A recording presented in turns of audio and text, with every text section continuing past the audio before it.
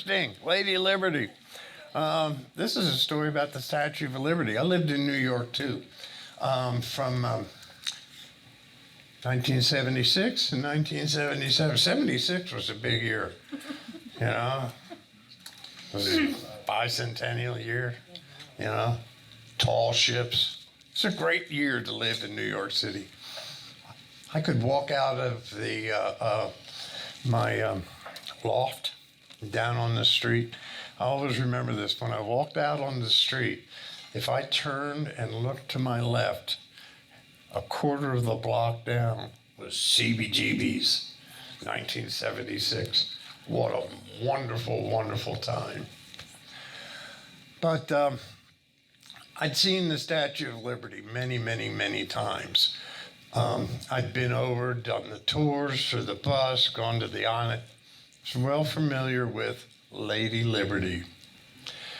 In 1999, working for NRBQ, we were planning our 30th anniversary of the release of their first album.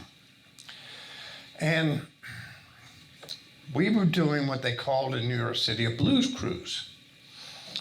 That's music on a cruise ship that goes around and up and down the East River and the Hudson and goes past the Statue of Liberty and all of that. I was working. Had to make sure that the show came off the way it was. But once the show got started, I was pulled aside by the manager and the PR man who was putting together this enormous tour for the release of their 30th anniversary album. So we're sitting there and we're pretty intense talking about all of the different things, all of the places, all of the promotions that's going to be done. And we were mapping out what we were going to, we weren't paying attention to where we were. I was oblivious. I was working. Yeah, I was on a cruise ship, but I was working. Didn't matter where we were. When we finished, Gary Lambert was the PR man. He was also part of the sales department for the Grateful Dead. He lived in San Francisco, and he was part of that Dead family. And he was originally from New York. He'd lived in New York from childhood till he was in his 30s. So he had seen the Statue of Liberty a lot.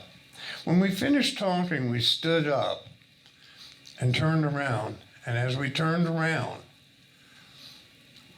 I actually got knocked on my butt. The Statue of Liberty was right there. It was, and Gary did too, but we actually lost our footing because when we turned around and looked, what we were looking at was the giant green gown, and it was right in front of us.